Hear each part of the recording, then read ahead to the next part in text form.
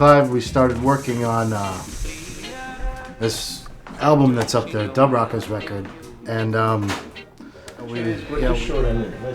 Right. Yeah, well, how it got started is that Chris Manick was a co-worker of mine from VP, and he said, well, Clive, would you be interested in coming and producing a track on this, Verus Artist album called Dub Rockers? And I said, sure, what's the deal? He says, well, your vintage track, Java, would be ideal to recut. And I said, fine, I wouldn't mind coming down. And so I came and I met Billy at Kendall Recording Studio right here, and from there we got going. Don't you know I want you?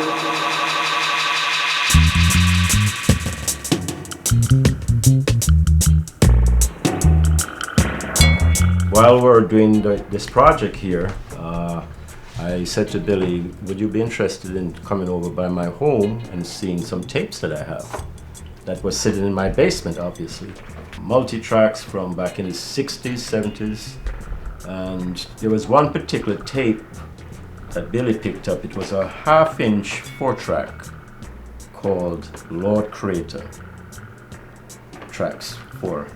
And when he picked it up and he looked at it, a big smile came over his face. And from the minute I saw that smile, and by the way he was holding the tape, I said, you know something? Me and this man can work. Definitely we can do some work.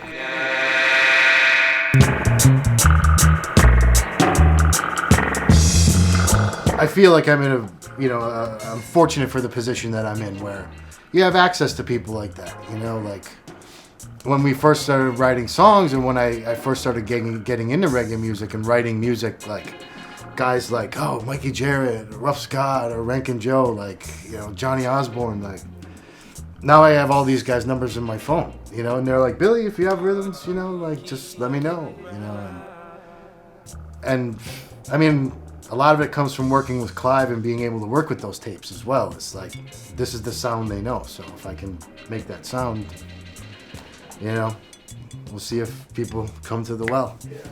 Going into the project, once I saw how many tapes there were, I couldn't allow myself to get too excited, because you put on a reel and you hear like U-Roy from 1970, and then you're sitting there like amazed, and then you put on the next reel and it's some unknown Gregory Isaacs song I've never heard,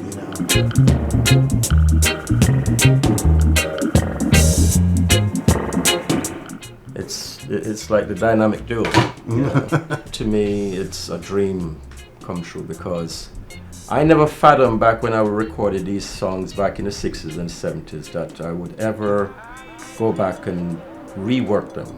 It's not, out of the entire catalog, I would say 40% of them saw the light of day back then, 60% didn't.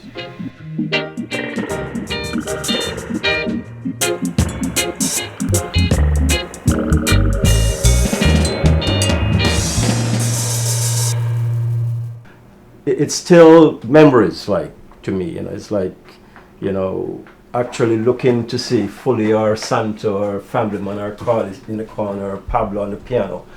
But you're hearing it and you're knowing that it's original, it's not like something you're duplicating. And then having the artists, singing it, so, to me it's a plus, it really is a major plus for us, to be doing this project together, This particular one was the last recording I did with the full Wales band.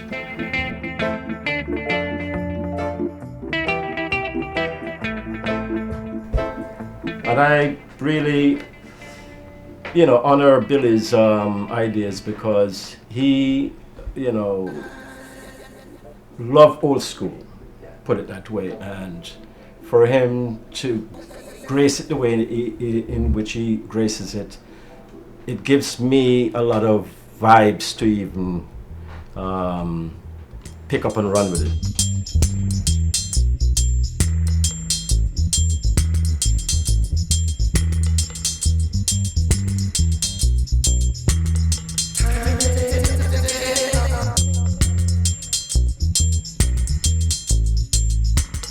being a musician and an engineer, most of your reggae listening audience has got the ears of an engineer, you know, and they'll pick out things, and so it's your mixes kind of have to be perfect all the time, you know, because you only get one shot to make a boom tune, you know, and these tunes, the way they're engineered and put together and produced, arrangement-wise, melody-wise, engineering-wise, and everything is 100%, you know. So, you know, when I pull up a track on the board and I sit down and I'm ready to do, all right, this is a Whalers tune, you know, do it right, or, you know, move on to something else.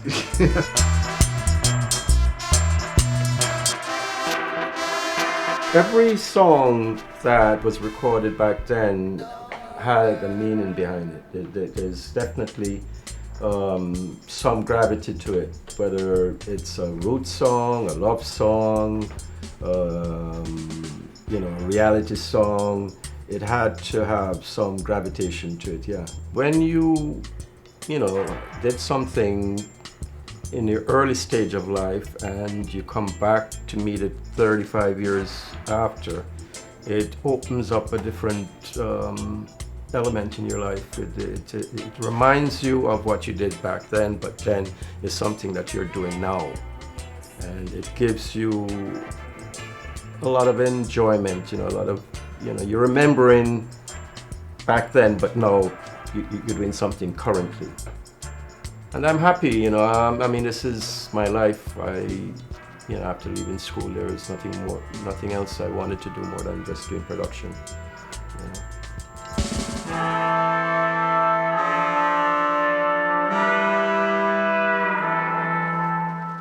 After we went through the multi-tracks, now I'm onto the 1/4-inch tapes, and those are the actual mixes.